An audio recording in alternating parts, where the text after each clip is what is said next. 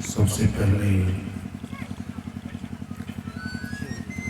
प्रातः स्मरणीय अनंत श्री विभूषित परम प्रभु परमाराध्य सद्गुरुदेव के चरणों में कोटि कोटि प्रणाम निवेदित करते हुए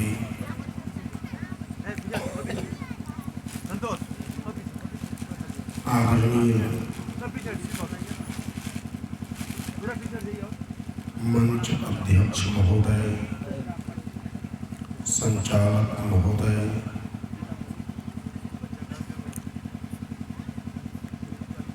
पूज्य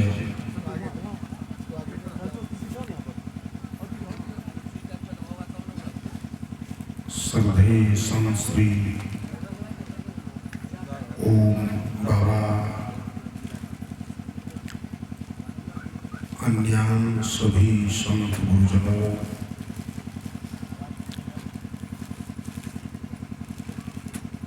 इस विशाल सत्संग समारोह को कार्य रूप देने वाले सभी युवाओं, इस परिवर्तन प्रवर्तक सत्संग स्थल पर उपस्थित सभी सत्संग प्रेमियों, माताओं, बहनों,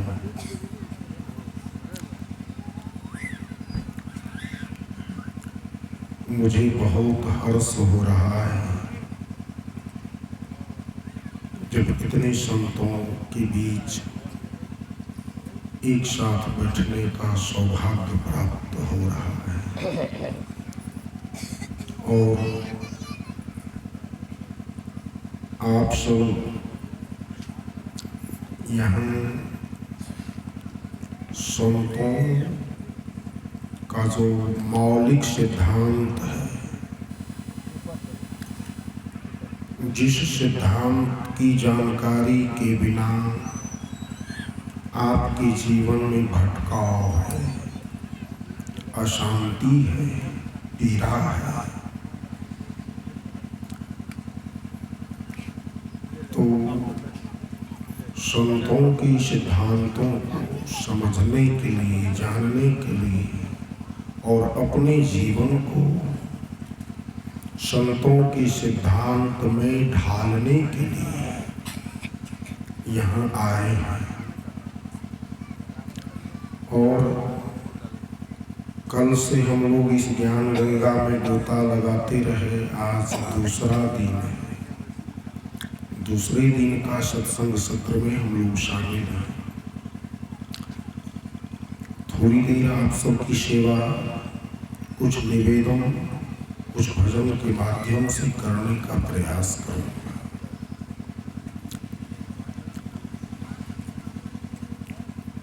हमारे गुरु महाराज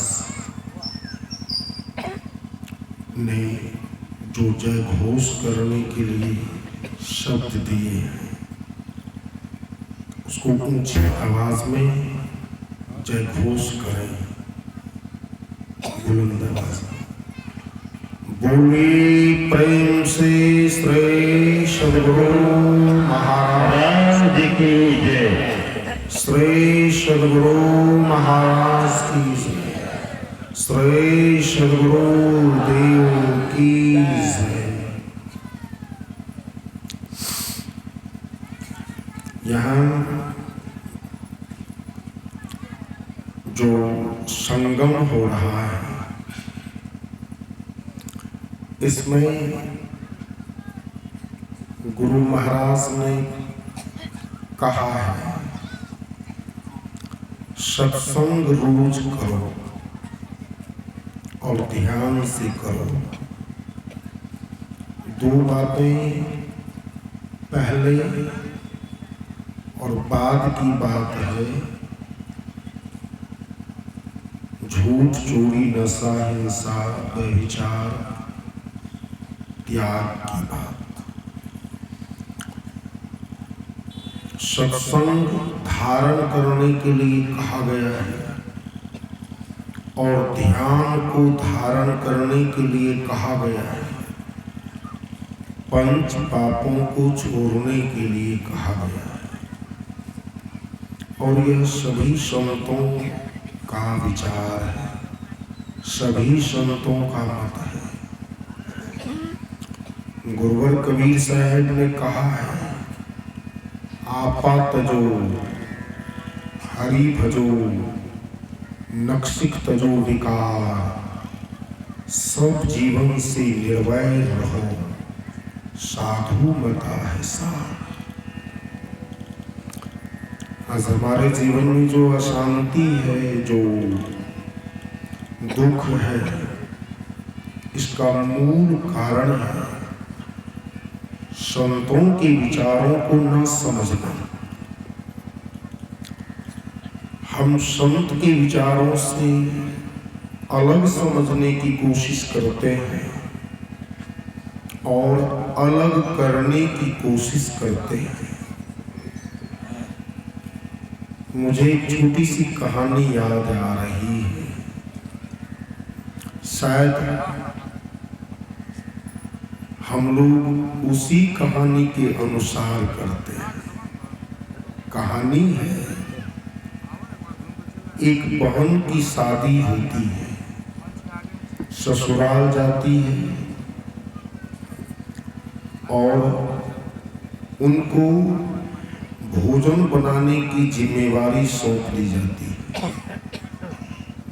यद्यपि अपने पीहर में वह भोजन बनाने के लिए नहीं सीखा। दाल में कितना पानी लगेगा, कितना नमक लगेगा, कितने मसाले लगेंगे, सब्जी कैसे बनेगी, भात कैसे बनेगा, रोटी कैसे बनेगी, अन्य सामग्रियां कैसे बनेगी, पीहर में नहीं सीखी थी। हम लोग भी यहाँ पीहर में हैं, नैहर में हैं, और संतों ने जो सिखाया है शायद नहीं सीख रहे। एक दिन ससुराल चले जाएंगे, वहां बड़ी दुर्गति हो जाएगी। तो इसीलिए संत गुरुजन कोशिश करते हैं कि ससुराल में आपकी दुर्गति न हो, इसके लिए पीहर में ही सीखना है। तो वो बहन जी अपने पीहर में भोजन बनाने के लिए नहीं सीखा। शादी हो गई, ससुराल चली गई, अचानक भंडार गृह का भार सौंप दिया गया।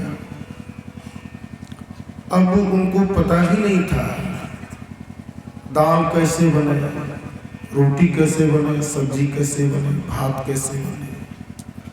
तो सब्जी बनाई और उसमें नमक देना था उसको मात्रा के अनुसार, लेकिन समूचे पॉलिथीन उछल दी उसमें। दाल बनाई, उसमें भी एक पॉलिथीन नमक उछल दी।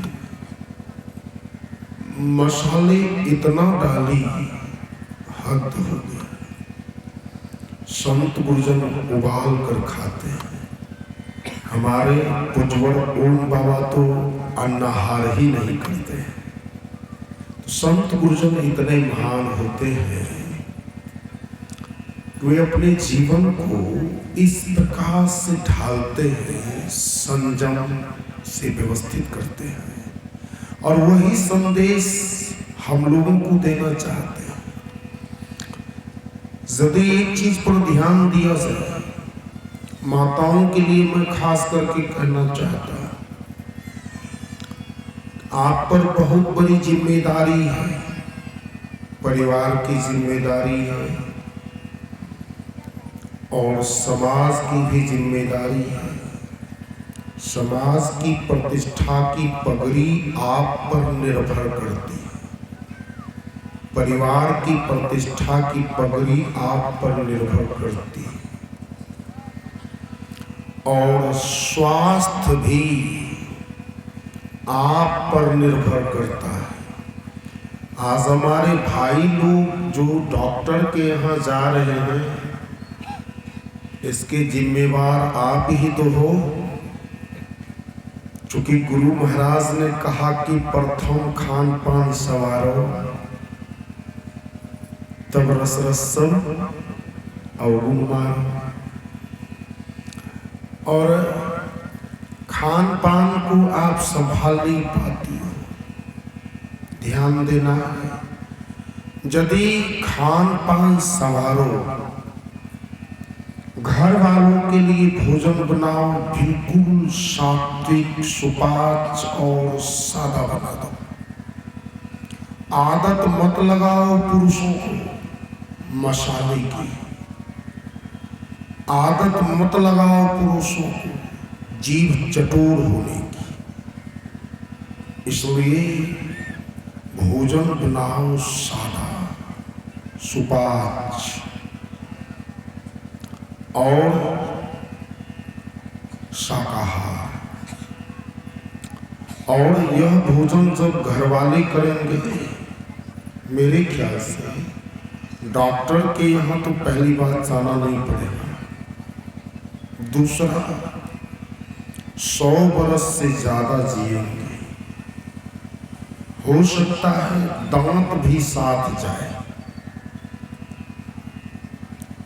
ये सब होगा। इसलिए पहले भोजन का सुधार होना चाहिए। और यहां से जाओ, अपनी सास को हंसा देना, नहीं हंसेगी ना तो गुदगुदी लगा देना, सास हंस जाए। इतने दिनों से आप रुलाई हो, सत्संग से जाओ तो सास को हंसा दो, ताकि सास को एहसास हो जाए कि मेरी बहुरानी सत्संग से आई है और आज सत्संग का प्रभाव पड़ गया। ससुर को हंसा दो, खुश कर दो, पति को हंसा दो, खुश कर दो। मैं कह रहा था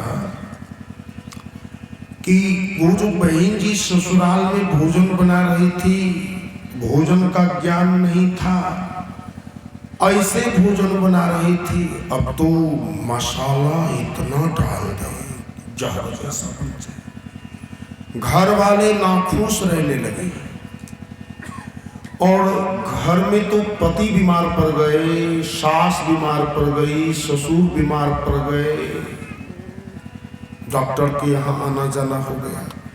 पतिदेव बेचारे नाराज होकर अपनी पत्नी की शिकायत फैलाना चालू कर दिया। गांव में जब घूमने जाता था, अपनी पत्नी के बारे में लोगों से कहता था, यार तुम्हारी घरवाली तो घर संभालने वाली हुई, लेकिन मेरी पत्नी, मेरी घरवाली घर संभालने वाली नहीं हुई। सबको बीमार पड़ा दिया, सब डॉक्टर के यहाँ घुड़दौड़ कर रहे हैं। इस तरह से पूरे गांव शिकायत फैल गई और शिकायत किसी को पसंद होता नहीं है, सब प्रशंसा सुनना चाहते हैं। अब शिकायत की खबर चली गई उस बहन जी के कानों तक। किसी ने कह दिया कि तुम्हारे पति तो पूरे गांव में शिकायत फैला रहे हैं कि मेरी घरवाली घर टेकने वाली नहीं हुई।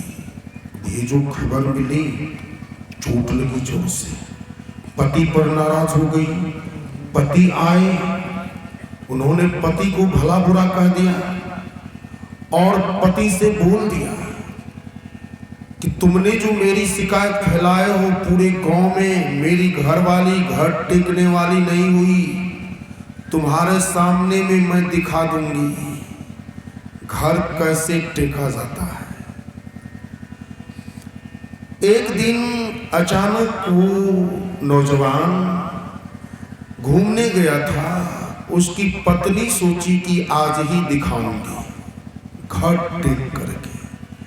वो बेचारा 90-95 हजार रुपये खर्च करके एक फूस का घर तैयार किया था, फूस का चोखड़ा तैयार किया था, नए था घर।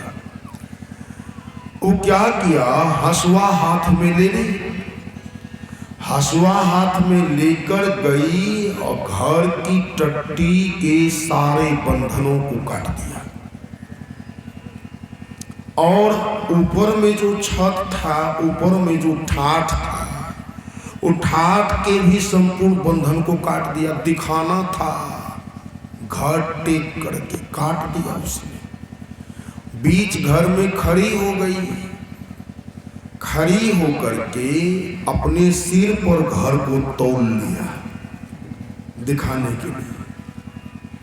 अब वो घर में खड़ी है, उसके कपार पर घर है, तौली हुई है, इंतजार कर रही है पतिदेव आएंगे तो आज मैं दिखा दूंगी। पतिदेव बेचारे उधर से आए, देखे सिनेमा, उनका घर तो सिनेमा हॉल बन गया था। जब नजदीक गए तो देखे क्या कि भाई सारे बंधन कटे। पत्नी घर में खड़ी है, ठाठ कपार पर ली हुई। पति ने कहा कि ये तुमने क्यों किया?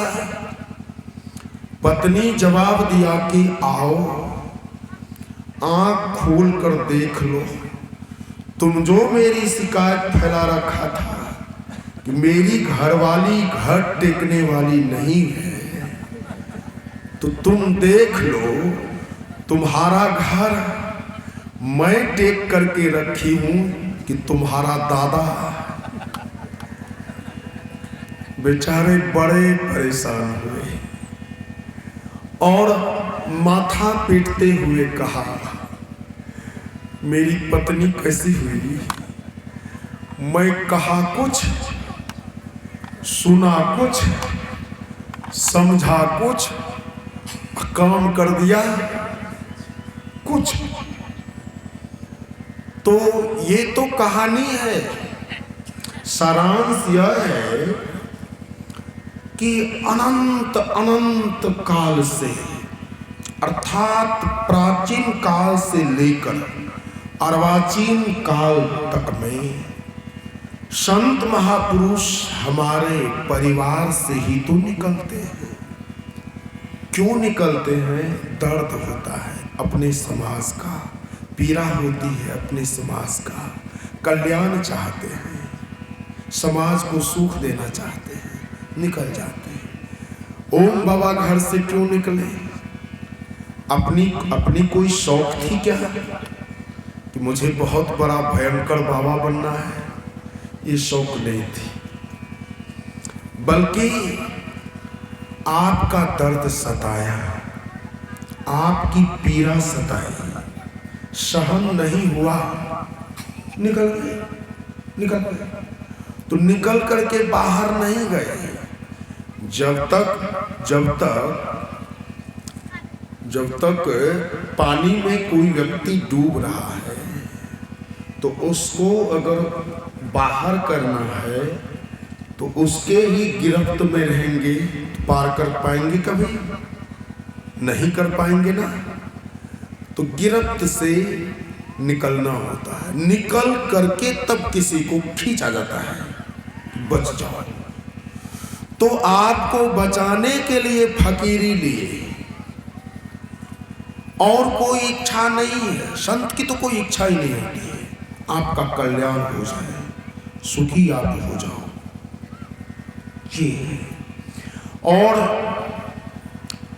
हमारे गुरु महाराज ने कहा, सत्संग नित और ध्यान नित रहिए करत संलग्न हो, व्यभिचार चोरी नशा हिंसा झूठ तजना चाहिए।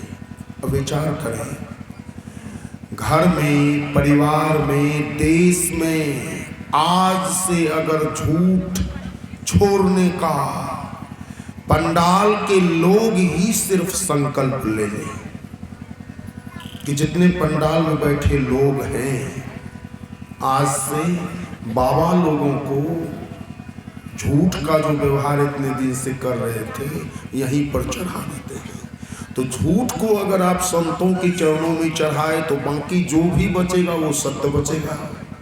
सत्य को आप रख लो, झूठ को चढ़ा दो, तो देश का कल्याण हो जाएगा, समाज का कल्याण हो जाएगा। चोरी यहाँ होती है, चोरी न करने का संकल्प, चोरी नहीं करेंगे। अब चोरी अगर छोड़ दी जाए तो उधर जो भी बचेगा इंसानियत, चोरी छूट गई। उसके बाद नशा छोड़ने का संकल्प ले लो, छोड़ दो नशा।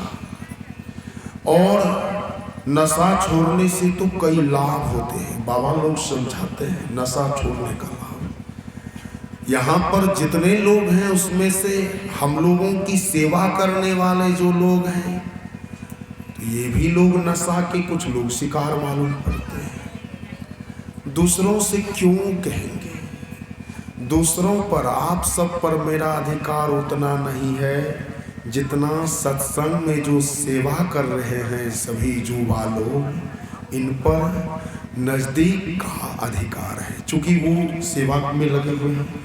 तो इसलिए यहाँ के जो व्यवस्थापक लोग हैं, युवा लोग हैं, उनसे मैं निवेदन करता हूँ कि आप नशा छोड़ने का संकल्प ले लो आजीवन के लिए। नशा नहीं पीऊंगा, नहीं खाऊंगा। और उसके बाद हिंसा न करने का संकल्प ले लो, हिंसा नहीं करूंगा। हिंसा 3 प्रकार से होती है, मन से, वचन से और काया से। काया से हिंसा होती है, किसी को जान से मार दिया जाता है। मन से हिंसा होती है, किसी के प्रति घात की भावना बनाकर बैठते हैं। वचन से हिंसा होती है, किसी के दिल पर चोट लग जाए ऐसी बात हो जाती है, अर्थात झूठ हो जाता है। तो इसको छोड़ो, हिंसा ना हो तन से, मन से और वचन से। और उसके बाद मछली, मांस, अंडा, गंडा जो मनुष्य का आहार नहीं है, ये मांसाहारी जानवरों का आहार है, जानवर का, पशु का आहार नहीं है। पशु मछली मांस नहीं खाते, जानवर खाता है। तो आप पशु से भी बदतर हो। पशु तो बीच वाला है ना, जिसके पास विवेक नहीं है, मतलब कि विस्तार विवेक नहीं है, विस्तार मन नहीं है उसके पास, तो बीच वाला है। और उधर जानवर है, तो जानवर वाला जो भोजन है वो भोजन जो है छीन करके खा जाना ईमानदारी नहीं है। इसलिए मांसाहार छोड़ दो, नहीं खाओ। व्यभिचार छोड़ दो। हमारे यहाँ व्यभिचार के जितने मामले खड़े होते हैं, इसमें से इस देश का गदहा भी, इस देश का गदहा सबसे निचला नाम है। अगर किसी पशु का, किसी जानवर का अगर नाम न लेकर के सबसे निचली दर्जा दी जाए तो क्या नाम लेना पड़ेगा? गदहा। ठीक है ना? गदहा बेचारे का नाम नीचा हो जाता है। तो किसी को अगर गदहा नाम दे दिया जाए कितना खराब लगेगा। तो गदहा भी हमारे देश में व्यभिचार नहीं करता है, मनुष्य होकर के व्यभिचार के मामले खड़े करते हैं। क्यों? छोड़ दो आज से। और ये तो गुरु महाराज कहते हैं। अभी सुन रहे थे सदगुरु कबीर साहब ने कहा, आपा तजो हरि भजो। आपा तजने का मतलब है सब प्रकार के अहंकार का त्याग कर दो, अपने को सबसे बड़ा न मानो, हो सके तो बराबर मान लो। और अगर बराबर मान लिया तो संविधान का पहला पॉइंट मान लिया, हम हैं भारत के लोग। पढ़ लेना संविधान में, हम हैं भारत के लोग। तो बराबर मान लो, सब लोग बराबर हैं। न नीचे न ऊपर न और कुछ। चूंकि हमारे हिंदू समाज में एक उदाहरण देना चाहूंगा, उभर खाभर अगर जमीन हो, ऊंची नीची जमीन हो, उसमें फसल अच्छी लगेगी? कभी नहीं लगेगी ना।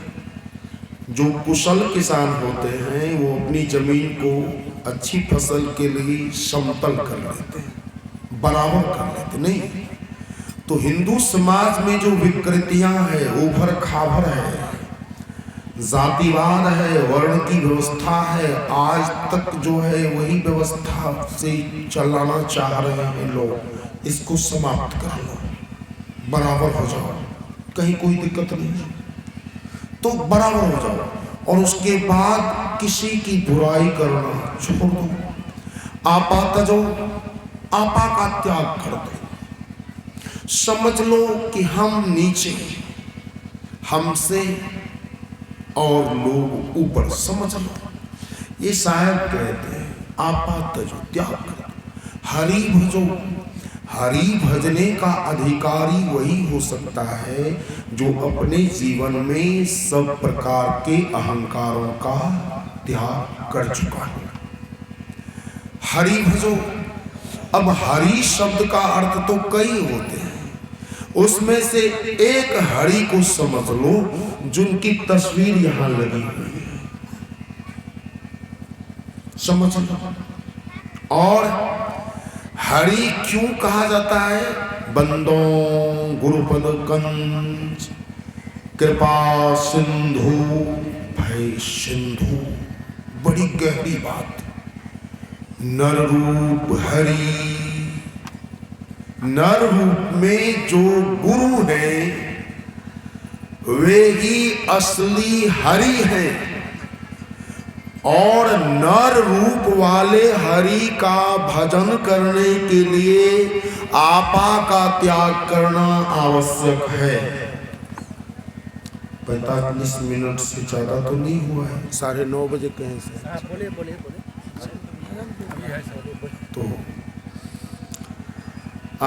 तो हरि भजन अर्थात गुरु का भजन करो, स्मरण करो, और एक का करो, 2 3 4 5 6 33 कोटि छोड़ो, 33 कोटि एक का करो, पकड़ लो, वहीं से शुरू करो। और एक को अगर पकड़ लिया और वहां से यात्रा शुरू कर दिया तो गंतव्य तक पहुंचने में बहुत दिन नहीं लगेंगे, बहुत कम समय लगेगा। तो हरि भजो नक्शिक तजो विकार, मतलब कि एड़ी से चोटी तक जितने भी विकार हैं, विकार का मतलब है दोष दुर्गुण, तमाम दोष दुर्गुणों का परित्याग कर दो, आज से कर दो, अभी से कर दो। जिंदगी जीने का समय बहुत ही कम है, मर जाओगे सदा के लिए और फिर लौट कर नहीं आओगे, कम दिनों तक ही रहना है। समय आज तक जो बीता समझ लो निकल गया है, अब लौटने वाला नहीं, इसलिए जो बचा है उसका सुधार कर लो। आपा तजो हरि भजो नक्शिक तजो विकार, सब जीवन से निर्वैर रहो। निर्वैर रहने का मतलब, यदि हम लोग भारत देश के लोग यह बात समझ ले कि हमें किसी से वैर भाव नहीं रखना चाहिए। सदगुरु कबीर साहब ने 600 साल पहले कहा, सब जीवन से निर्वैर रहो, किसी से भी वैर भाव नहीं रखो। कौन ऊंचे कौन नीचे, किसका वैर किया जाए, सब तो अपने हैं, क्योंकि सबके दिल में तो वही दिलदार है जो मेरे दिल में है। कोई अंतर तो नहीं है, कोई अंतर नहीं है। बाहर से अंतर दिखाई पड़ता है, ये तो शरीर की आकृति बनावट है, अंतर तो पड़ेगा, लेकिन भीतर में रत्ती मात भी अंतर नहीं है। तो अंतर जहां है वहां पर हम लोगों को नहीं जाना है, जहां अंतर नहीं है वहां जाना है। इसलिए भीतर अंतर नहीं है तो भीतर जाना है, अंतर जहां नहीं है वहां जाना है। तो भीतर अंतर नहीं है, भीतर जाना है, और भीतर जाकर के जो अंतर रहित है उसकी प्राप्ति करना है। अंतर रहित क्या है? तो संतों ने अपनी अपनी समझ से, अपने अपने विचारों के आधार पर उनका नाम दिए। नाम अलग अलग है, वाटर है, हिंदवाना है, उसके बाद जो वाटरमेलन है, हिंदवाना है, आव है, आदि आदि, मगर वस्तु वही है। तरबूजा को वाटरमेलन कह लो, हिंदवाना कह लो, तरबूजा कह लो, वस्तु वही है। ठीक इसी तरह से जो अंतर से अंतरतम है, जिसकी तलाश संत गुरुजनों को है और वो आपको भी तलाशने के लिए कह रहे हैं, तो वह जो है वह क्या है? निर्वैर है। तो उस स्वभाव को धारण कर लो, वैर भाव नहीं रखो। और ये सार है, यह क्या है? सार है। किनका सार है? निचोड़ है। सार बने निचोड़ है। जैसे गन्ना को पेर करके रस निकाल लिया जाता है, उसी तरह से तमाम विविध विचारों में से निचोड़ करके जो विचार निकाल लिया जाता है, उस विचार को सार विचार कहा जाता है, और वही संतों का विचार है। श्री सद्गुरु महाराज की जय। तो जो सार विचार है वही संतों का मत है। ये कबीर साहब 600 साल पहले कह दिए।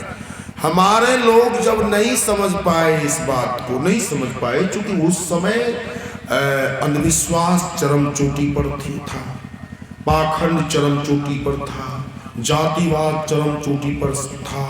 तो इस प्रकार से जो है सब कुरीतियां चरम सीमा पर थी।